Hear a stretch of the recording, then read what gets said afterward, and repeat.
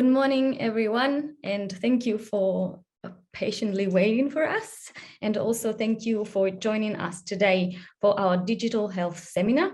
My name is Carol Pizzuri, and I will be co-hosting today's session. Before we begin our meeting, I would like to acknowledge the traditional owners of Australia and recognize their continuing connection to land, water, and culture. I am currently on Gadigal land, and I pay my respects to the elders, past, present, and emerging. I further acknowledge the traditional owners of the country on which you are and pay respect to the elders, past, present, and future. Back to our seminar. The titles of today's session is Data Journalism Meets Digital Health and Informatics during COVID-19. And we have the honor to have Juliette O'Brien with us. So please, an applause for Juliette. And she will be on screen soon. The Digital Health and Informatics Network is delighted to have you here. And thank you on behalf of all of us for your time today. For those who don't know our speaker, Juliette is a digital and data journalist. She has extensive experience as a digital editor and as a digital and communications consultant working with various clients and particularly in the health sector. She is also a best-selling author and the creator and manager of COVID19data.com.au, Australia's first website tracking the COVID-19 pandemic. To date, this website has been used by millions of Australians, as well as government modelers and departments, many news media organizations, companies, and businesses. Today, Juliette will talk about the origins of this website, her approach to data tracking and visualizations, and the key work principles and lessons learned in these last 18 months. Without further ado, I will now let Juliette take the lead. Thank you, Juliette. Thank you so much, Carol, and thank you, Carol and myself, for extending the invitation to talk today. Hello to everyone. I cannot see you, but I know you're out there. I would also like to acknowledge the traditional owners of the lands that I am on, the Gadigal people of the Eora Nation, sitting here in the inner west. So look, I've got way too many slides and a packed talk. So I think what I'll do is I'll push through and talk probably for 30 or 40 minutes. And I've done the very wise thing of, rather than shorten my talk, I thought I'd just talk faster, which usually isn't recommended, but that's my plan. And I would love to answer any questions and have a bit of a discussion with people at the end. So I'll be able to see questions as they pop through as well. So I'll try to keep an eye on the Q&A and the chat, but otherwise I'll just push forward and we can go through questions at the end. So I will start sharing my screen and then we'll kick off.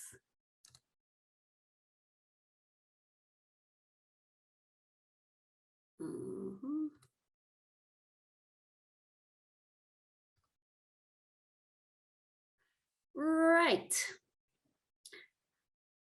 My name is Juliette O'Brien. I'm a data journalist. My background was digital journalism and also law.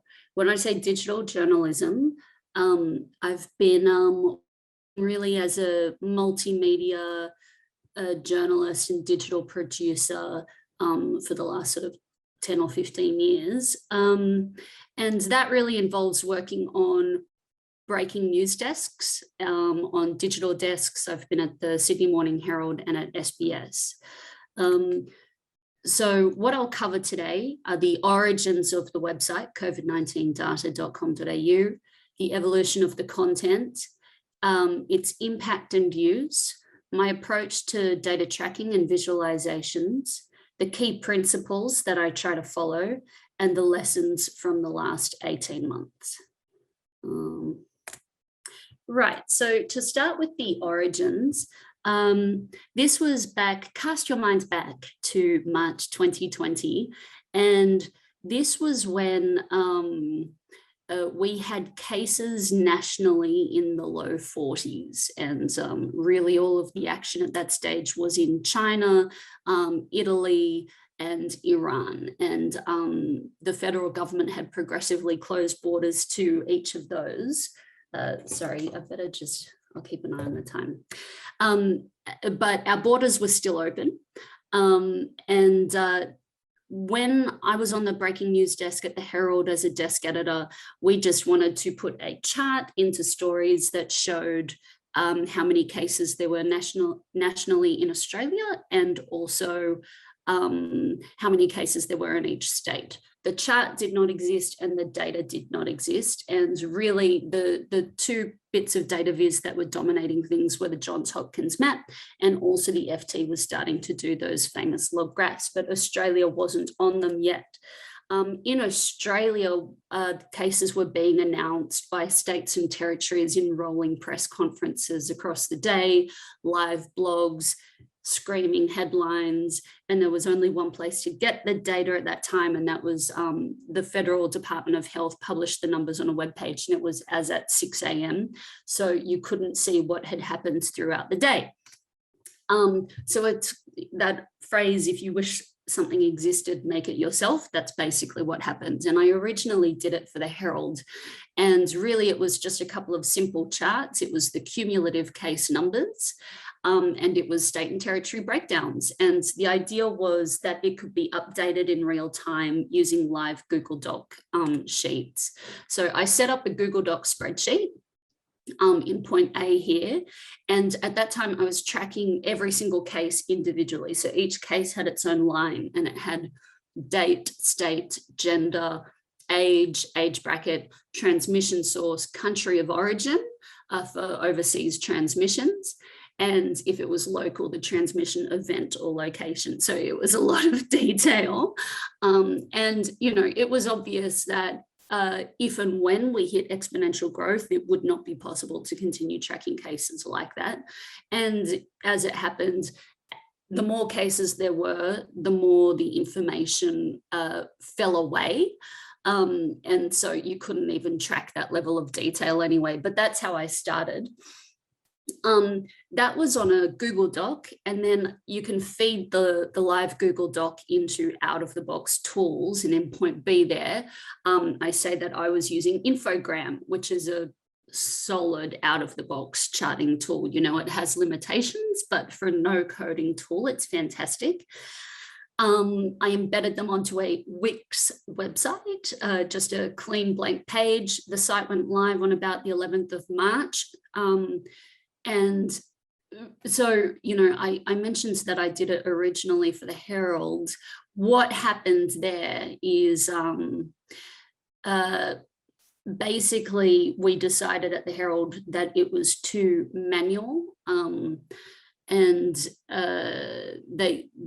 the editors kind of wanted to wait to see if just an official information source would start flowing with an API or something, which basically never happened. So that's why I pushed forward to just embed the charts on my own website. And I tweeted it to about 500 Twitter followers at the time on a Friday and Saturday night, and it went viral over that weekend, and the website had about 200,000 visitors over the next few days. So that was a weekend that was actually quite tense in Australia, because it was just before borders were not yet closed, cases were climbing. The Prime Minister insisted he was still going to the footy, that sort of thing.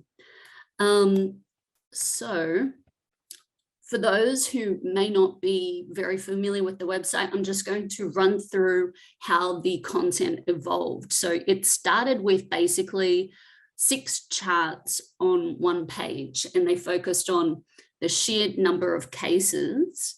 So that is that chart is up to the 23rd of the 7th. Yeah, so ignore the time frame of the charts. These are all just examples, and I've actually picked them up from a range of presentations. So it started with sheer numbers and growth. And the other key thing that people were interested in were the overseas comparisons, given that Australia wasn't included in the FT charts at the start, and also that there was such a difference between different states and territories. So one thing I did was I put the states and territories as little countries onto overseas comparisons charts. And the other big one right at the start was the country of origin for the overseas cases. and showing that cases from the USA had eclipsed those from China, and yet we still had a river of people coming in from the USA. So that was really one of the main things that made the website kind of be popular in the first place and get noticed. The other big thing that the site has had is transmission sources. And I've been contacted a fair bit by people from overseas, especially in the US, with regard to this, because Australia is slightly unique in this respect in terms of how we monitor the sources of cases. And it's really seems to be a symptom of a society going after COVID zero, where it actually matters. Whereas in Europe and the US and so on, when you have a critical mass of cases, it seems to matter less whether or not they're from a known or unknown source. But this has always been, transmission sources has always been the critical point of this website. And I have managed to have this data from the beginning from all different states and territory websites by either manually tracking it, or a geoscientist in Perth named David Barry has scraped websites and sent me the data every single day since April last year. Christmas Day, New Year's Eve, New Year's Day, and we've had one Zoom conversation. So it's been an interesting, we met on Twitter, and it's been an interesting process of data people helping each other just totally free and continuing behind the scenes throughout the last 18 months. As the site evolved, my emphasis was on trying to give the user multiple views and make it as simple as possible. So I added a daily update or daily briefing up the top of the site. It was about trying to give them what's the latest information and also the context or the bigger picture. Is it getting better or worse is one way that one of my collaborators put the question, which I think is a fantastic, simple way of framing it. And also asking what is important at each point in time. The challenge, one challenge in terms of transmission sources and also cases overall, is that press conference messages were not the same as the data, especially for Victoria and New South Wales. And that's just because press conferences and tweets tend to, you know, they have a particular cutoff time, like 8 p.m. or midday, and they say what's happened in the last 24 hours, whereas the data is based on notification dates and when the test actually went from the lab and the Department of Health was notified and this sort of thing. So that always caused a huge amount of confusion, where users were saying, I saw in the news that it was X cases per day and you've got this. And it was always an issue for demonstrating that the website is correct and not undermining the authority of the website. So I had to find a bunch of solutions there, which actually resulted in tracking and presenting data in 3 different ways, which I'll go into a little bit later. Last year, Victoria, it was all about Victoria. And so expanded into tracking things like, there was a big emphasis about how many cases were under investigation. That's the chart on the left with the pink. The progression of Victoria's largest clusters and outbreaks there in the middle. So all of those clusters, that's a stream area graph. And they are all of the clusters that Victoria announced. For instance, we have 110 cases at Cedar Meats, and we have X number of cases at Aotearoa College and so on. So I worked with someone in Melbourne to track those daily announcements and put together that chart, which demonstrated how explosive those clusters were. And also, even if you know the source of the case, at that time we were still kind of focused on cases from an unknown source. Even if you know the source, you know, it can wreak havoc with explosive spread of clusters. And that's also when, on the right there, you can see LGA data. So in Victoria, cases by LGA and especially postcode became really important. So this is how all of the different data sets had to expand. In the last, really since the Avalon outbreak, so around Christmas, outbreak comparisons between outbreak have become more important and people are very interested in them. And I find them useful as a way to understand how we're going. So this chart, this is quite up to date. And this one shows that the red line is the Victorian second wave. And so everything really started to be compared to that. I'd put that on a log scale there, and this is on a linear scale. So we'd have the Vic second wave, and then the green line down the bottom was Crossroads. The Avalon outbreak has been removed to keep this chart simple, as other lines have been added. So we can see that the yellow line is the ACT outbreak right now. The blue line is the New South Wales second wave right now, the Delta outbreak. And the purple and pink lines are kind of variations of the same thing. They are the current Victoria outbreak. But a couple of months ago, maybe 6 weeks ago, it was a little bit contentious about whether or not, I mean, people just get obsessed with this idea of, is Victoria doing worse than New South Wales? Because it feeds into the debate of lockdowns, and Victoria had gone into a hard and fast lockdown. And if it was doing worse, people were questioning the value of lockdowns. And, you know, I really try not to get involved in those sorts of debates. And so that's why I split that into two, and I called them Vic Delta 1 and Vic Delta 2. And basically the pink line shows them as a continuation, and the purple line shows Vic Delta 2 as a new originating source in early August. And really, we don't know how many incursion events Victoria has had. So, you know, to me, the question is about COVID rushing into new communities. It's not necessarily about whether or not the state was in lockdown. You might disagree with that, and we can talk about it later. So there's that chart on a linear axis.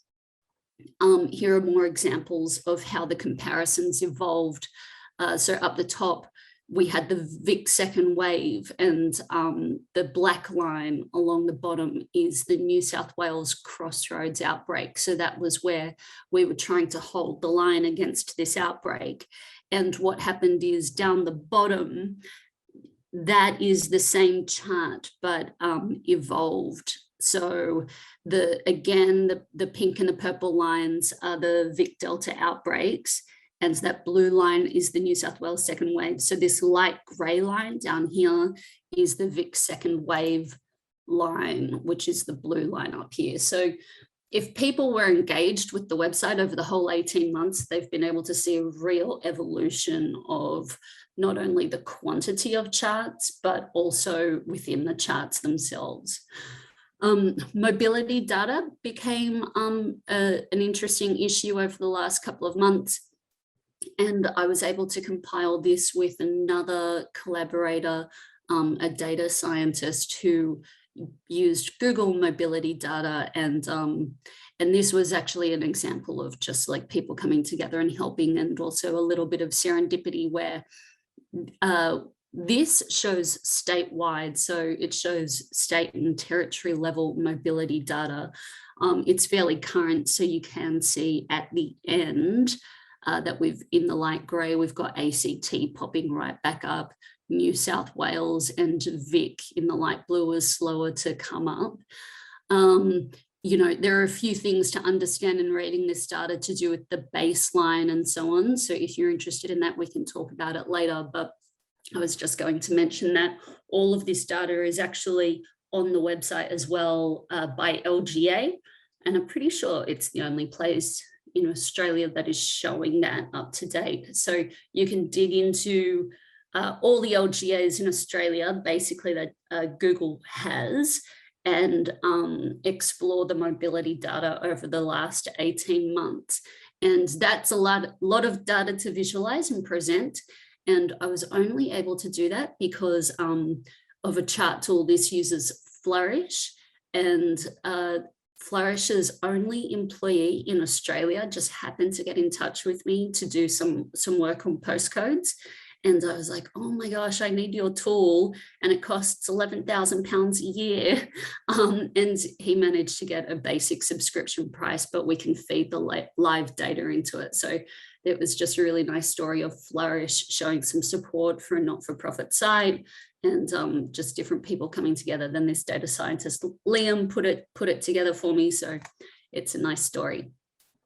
Hospitalisations and decoupling. I've tracked hospitalisation since the start, but you know, I understand there are some people here who might not like the term decoupling as well, but this is just an example of something that is a new focus, and trying to find ways to visualize how cases in the black dotted line track against hospitalisations, the blue line, and ICU cases, the yellow line. And obviously that is where we're headed and becoming increasingly important to show. Vaccines obviously has been a huge thing. So I've been tracking that in whatever way, and have been impressed by the level of data that the government has ended up releasing in terms of vaccines. And vaccine forecasts. I don't like the word forecasts, and I've always tried not to track the future. I just try to track what is actually happening. But this really came about because of demand. And so people just wanted to understand when we're going to get to certain targets. So it led me to develop this series of charts. So that's just, you know, you can go to covid19data.com.au and just explore it. It's a real rabbit's warren because it's just unfolded every single day organically. Impact is that since it went live, more than 3 million Australians have used the website. They've used it more than 15 million times, more than 23 million page views. But website traffic is not the only way to measure the impact. I released all of the charts and the data under Creative Commons 4.0, which means that, thank you, Marcel, which means that commercial organizations can use it as well as non-commercial organizations. So that means it's been used by many news and media orgs. There's a big list of it on the website. And the interesting thing has been that as much as they differ in their politics, most news organizations have something in common, and that is they're strapped for resources. So that means that whether it be Murdoch Press, ABC, or formerly known as Fairfax, they've all used the charts many times. And that's because they're all designed to be used as embeds. So I was kind of conscious of having this inbuilt virality in all of the charts. And that was to feed the public interest imperative, but also to help build the authority of the website. An example of that is that clusters chart that was viewed about 350 times on the website, but the Herald Sun used it, and news.com used it as well. So I could see through the analytics of the infogram itself that it was viewed more than 1 million times. And I just checked that once. I mean, it would have gotten to much more than that. So yeah, it's also, the website and data have also been used by health and policy orgs, including Doherty, Grattan and Burnett Institutes. I actually saw something, Sydney University research last night when I was researching breakthrough infections, and it said publicly available data, and it was hyperlinked, and I clicked on the hyperlink and it went to COVID-19 data, which was cool. It's been cited in the Lancet and other journals. And also the interesting thing has been that business and companies have used it a lot. So all of the charts have a download button, and you can also download it via GitHub. But I have fairly little visibility into how many people and who are actually downloading the data, except when I put the comparisons charts up. For some reason, I wasn't able to enable a download link. So I said at the top of for data requests, email me. And on the first day, I was emailed by the strategy teams or some teams in JP Morgan, Woolworths in Kathmandu, which was really interesting. It was such an interesting insight into how companies and corporations are using the data for their own needs. Okay, so my approach to data tracking and visualizations, I'll just run through the tools and then the critical aspect, which is agility. So all I'm using are Google Docs. That's being fed through to out-of-the-box tools, Infogram, Data Wrapper, and Flourish. It's on a Wix website. Twitter is indispensable. The line between Twitter and basically live blogs, the 7 o'clock news, all of that is just direct. And I also have an email newsletter for donors to the website using MailChimp. So that's what I'm using in the real world. In the ideal world, if I could do it over, and also, you know, I would not be using Google Docs. Google Docs is great because it's a tool that I can use with complete flexibility. So I can think about what I want to see and just make it happen. But I mean, it's obviously got huge limitations, and with larger data sets, it just sort of falls apart. So, you know, something like R would be much more appropriate. This is about building an original database. So the first issue, that's why I think SQL would be ideal for building the database, and then thinking about visualization. You know, it would have been better to use something like R and Python, but I just don't have the skills to be able to do whatever I want with them. So that's really been the main challenge there. Also, those out-of-the-box chart libraries that I use are amazing, but with a little bit of coding, well, not a little bit, like a lot of coding, it would be much better to use far lighter chart libraries. Like Our World in Data has an open access chart library. There's a thing called HiCharts, which is used on Worldometer or Worldometer as D3. So I think, you know, website speed has been an issue. I would not use Wix, even though Wix has been unbelievable. Like, it has great SEO and it has withstood the high traffic really well, but, you know, it would just be better to have a more flexible CMS.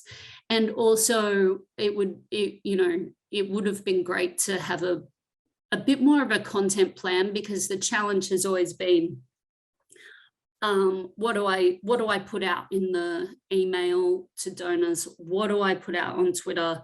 What am I doing in media collaborations and things? So this is the model, and it would just be great to have a little bit more formality around that.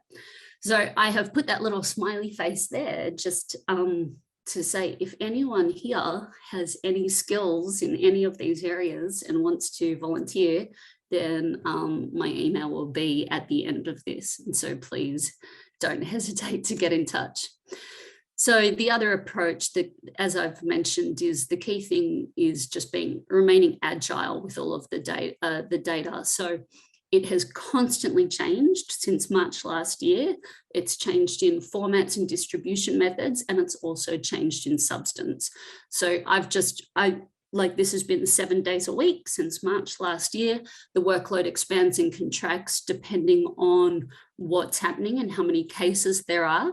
It's involved manual collection, scrapes, using feeds like TweetDeck, using alerts to watch press conferences, and working with collaborators. In terms of the substance, I mentioned something a little bit earlier. So I'm tracking cases in 3 different ways. You've got the net cases that are added to the total. You've got the new cases that are announced in the press conferences. And then with Victoria, ACT and New South Wales as well, we have what I call the true cases, which are those cases that are added to the data dashboards based on notification date. Testing units, even something that seems fairly simple to track like testing has been a little bit complicated, because it wasn't clear for quite a few months at the start whether they were talking about tests conducted or individuals tested. And actually on Our World in Data, Australia was listed as units unclear. When recoveries became a thing, New South Wales stopped basically reporting recoveries and just reported them as inactive cases. And also we've had an evolution of the emphasis on cases from an unknown source, which we called community spread at the start, to simply cases that were locally acquired. So here are New South Wales active cases and recoveries. The yellow is reported recoveries. So this only goes up to the 12th of the 8th last year, sorry, but you can see how the green was inactives removed, and now they are all inactives removed. So that was just a new thing that I had to introduce. I've had to grapple with the patchy release of data. So sometimes it's released, sometimes it's not, in all of these different areas. And I mean, just something to flag at the moment is like vaccines for people in aged and disability care is a great example of obscure data or the lack of transparency about what's actually being released, and it kind of going up and down. And we know now that they grouped aged and disability care together in terms of vaccines, and it turned out that embedded within that, people in aged care had been prioritized over people in disability care. So we actually had no visibility over the fact that people in residential disability care settings had such poor vaccination rates until just a few months ago. So yeah, that was just something that I wanted to flag there. And then just take you through really briefly the idiosyncrasies in individual jurisdictions. It was, you know, this is federalism at work. It's the federation with different states and territories managing health and health reporting in their own ways. And because COVID-19 data is a national site, the challenge has been normalizing it all and bringing it all onto an equal footing. So some of the challenges have been, as I mentioned, New South Wales removing active cases without classifying them as recovered. Cases from an unknown source in Queensland or community spread was never reported clearly in the moment. They started to report it a little bit later. In WA and Queensland, they also tended to emphasize historical cases or old cases, and actually South Australia does that now at the moment. So they'll say there's an historical case in hotel quarantine, and really what they're saying is you know, it's like a day 14 test or something like that. So they're not talking about historical in the way that WA did, which is that it's come from serology testing. They're just saying it's not a recent infection. Tasmania's reporting time has always been different. So it appeared as though Tasmania was the last, but they were actually the first because they don't report cases from the previous day. They reported cases from that day. WA started counting late diagnoses in hotel quarantines as locally acquired cases from a known source, which confused people. Tasmania was counting interstate cases as hotel quarantine, so it meant that we couldn't use hotel quarantine as synonymous with overseas acquired. Eventually, New South Wales stopped allocating recoveries altogether. And tracking deaths has been challenging because I have continued to track deaths in case line data. So I do have a spreadsheet of every single death individually tracked. And that's when you start to see that the figures are not fudged, but they're just revised a little bit. And you know, like the number of net deaths added to the total will be different from the number they've announced. It won't be clear what death was removed from earlier on and so on. So the solutions I've found to all of that are stay as agile as possible, work with a tool that allows you to be flexible, like I mentioned.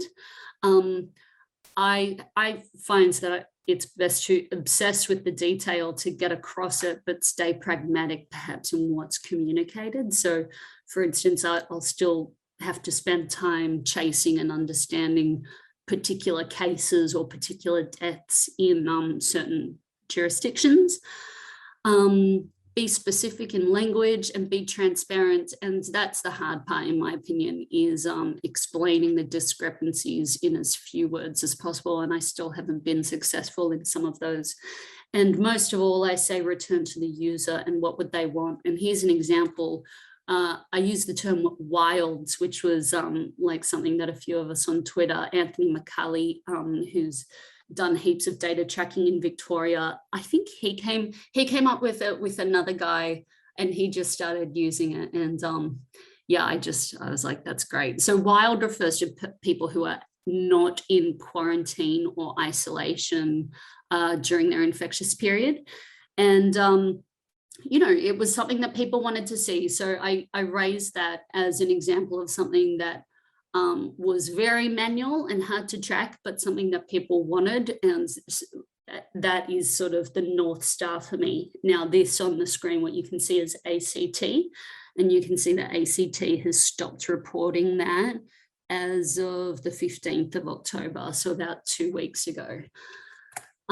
Okay, key principles. The founding ideas of the website were to bring fragments of information and data that are technically but not authentically available to the Australian public and present them clearly without editorial or projections. I think people responded to that. You know, it's the issue of fact being mixed with opinion and projections or assumptions clouding what is actually happening. So the goal of the site is just to show what is actually happening, and that is harder than it sounds. So that has also led to not including charts that require significant assumptions, like the R naught, but I'll talk about that a little bit more in a minute. I also, the website was a reaction against the blow-by-blow updates that I mentioned at the start, like on live blogs and so on. So I stayed clear of those blow-by-blow updates on Twitter, which I'll come back to. The questions that I ask in order to direct what should be visualized and communicated are, what do people want to know or understand today? If I came to the website, what would I want to know or understand? And how quickly can we get them to understand that or convey that information? And so I start with what I want to see and I work my way backwards. And here's an example of that. I had a great conversation with Greg Dorr from St. Vincent's and the Kirby Institute about decoupling and how vaccines are affecting transmission. And Greg Dorr he basically talked in terms of an image, and he said, when we're looking at age distribution of cases, we're kind of going to see it shift. And he used the words shift to the left and down, meaning it's going to shift to younger age groups. So I knew that I wanted to try to show that shift, and this is what I ended up coming up with, but it's not a shift to the left and down, it ended up being the opposite, a shift to the right and up. Where we've got the darker colors and the redder colors represent older age groups and the lighter colors are younger age groups. So if you see that red line up the top, that's people in the 60 to 69 age bracket. So this is wave 1 in Victoria. This is wave 2 in Victoria, and we can see clearly how the age distribution spreads. And then this is wave 3, and we can see that red line, and the darker colors on top representing people over 70 have been pushed right up into that top right-hand corner. So it's just an example of Greg Dorr using an image as we were talking about the data. And then I tried to capture that image in visualizing it. Another key principle is timeliness and relevance. So really, I think this is a website that's essentially a data utility site, but it's underpinned by news values. So basically, whatever is newsworthy drives the new content offering, the way that I develop the website. That's a list of really what constitutes news, and that is subjective in itself, but in short, it's impact, timeliness or urgency, the prominence, the proximity or familiarity. So for example, that's why postcodes and LGAs were so important. Issues like conflict are always in the news, and that's why the comparisons charts probably were so popular. Not that I wanted to feed that. Novelty and oddity, I don't think this website does go into that sort of thing. It just keeps the data ticking along, and when the data becomes relevant, then it kind of resurfaces and people engage with it again. And obviously currency and relevance. So basically all of the charts are aiming to meet a particular moment, and that's what they've been doing as the pandemic has evolved in our coverage of it. The website is essentially user guided and directed. There are more than 2,000 donors, and they have amazing suggestions on what should be on the website, and so do people on Twitter and also people who write to the website directly. And I don't have time to respond to all of them, but everything gets read and considered. So pretty much every development here has either been newsworthy or suggested by users, and they were generally ahead of the curve. And this is just a little example of a funny piece of user feedback where New South Wales government stopped reporting cases in hotel quarantine as active.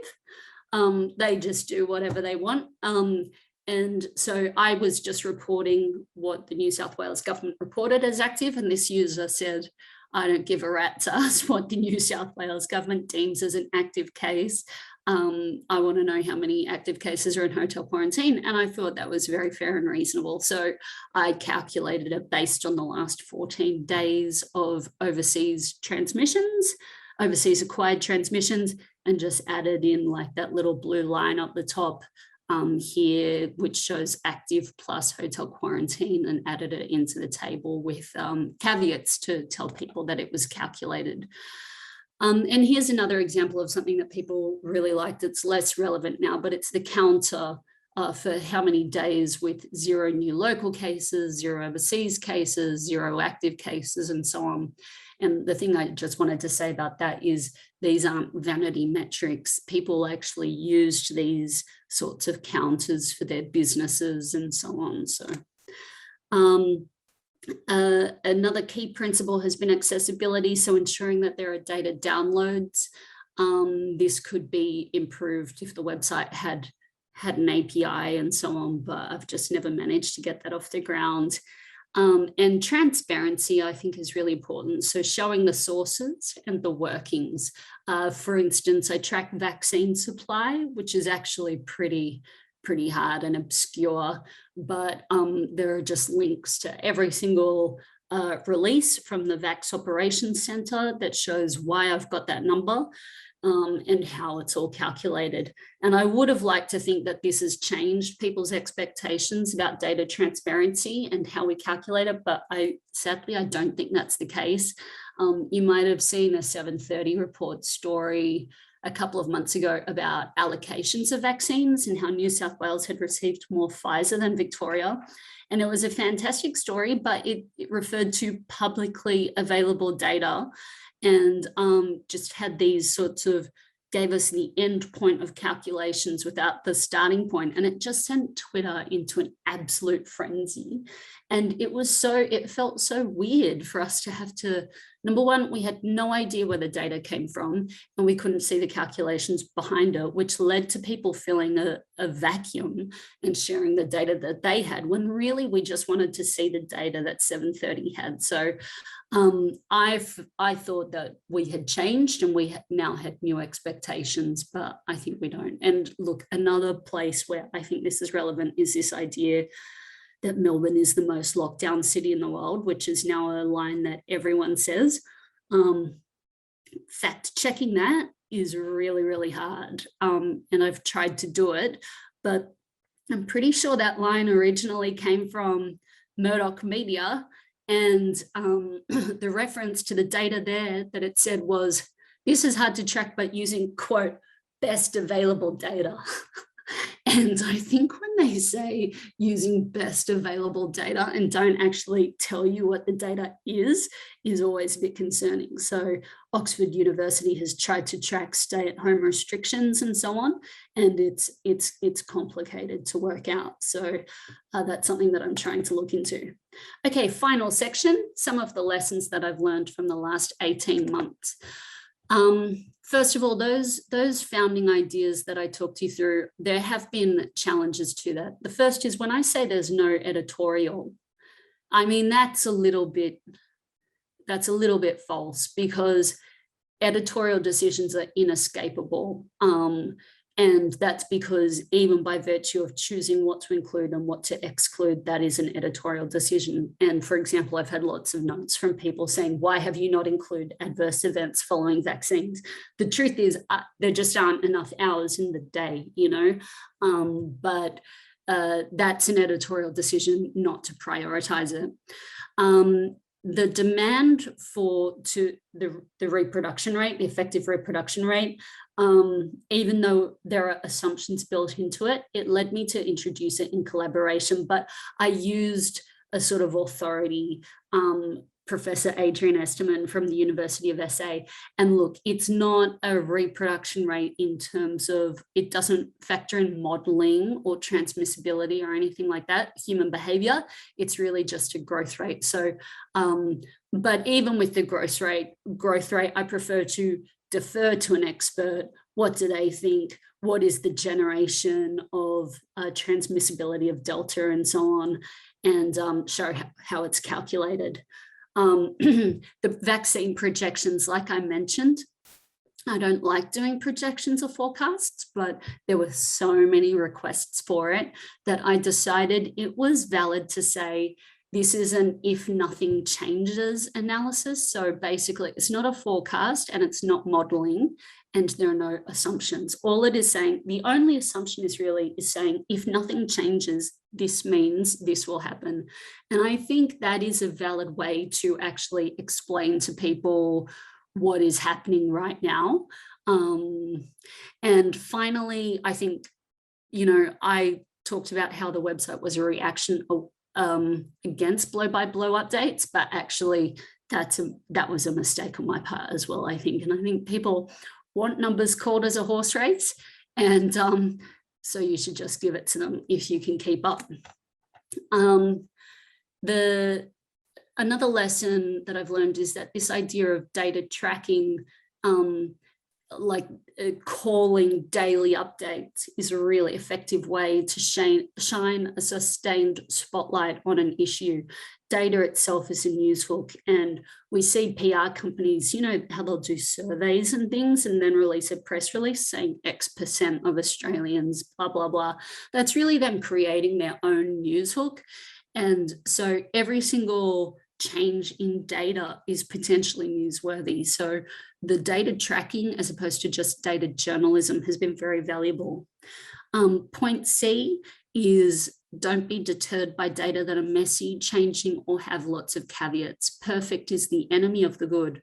And I've found that it's always been worthwhile to fill in the gaps as best as I could and be transparent about anything that's missing, because by abandoning tracking something because the data is incomplete, it means that incomplete data can win pretty easily. And if the government isn't releasing complete data, then they kind of get away with it. One of the lessons has also been to ask who is the audience, or better yet, what motivates them. And I have found that the people have been motivated by three primary things during COVID-19. Their own safety or the safety of their family, their business and livelihood, and to a lesser extent, community concerns. So really, the question in point E there is, I would love to expand this model into other forms of health data. And those are the three motivating factors that I think about. And if a data set can tick at least two of those three boxes, then I think it's worth considering. Local data rules, that is a key lesson. People are self-interested and use it to your advantage. So for instance, they want to know how many cases and vaccinations there are in their area. Finally, the last two points I have are just to take you through some of the right choices I made and some of the wrong choices I made. The right choices was releasing everything under Creative Commons 4.0. I think a lot of people often use 3.0, so they release it to non-commercial orgs, but it's annoying when EY and JP Morgan use my data and don't make a donation, which they definitely do, McKinsey, whoever. But it's so powerful letting commercial media orgs use it. I went with being funded by donations rather than advertising, which totally changes the priority and focus of the website. I think it's much more fruitful to be just focusing on 2,000 donors rather than 3 million potential uncommitted users. Create a minimum viable product and move quickly and iterate, and think about the end user, not the workload. So I've done a lot of things where it's been a manual compilation sort of thing, and I've automated it later. And I think that's been a really powerful way of presenting the data. And then some of the wrong choices I made, not using Twitter enough. But to be honest, it just takes so much time. But Twitter is just so powerful. I wish that I had have professionalized the site faster, like the speed and navigation and features are still a problem. And it's always been challenging managing collaborations with other people. So that is the talk. And I have left a huge 3 minutes or 2 minutes for any discussion or questions. But Marcel has put my email, julietteobrien@gmail.com, into the chat. So feel free to contact me.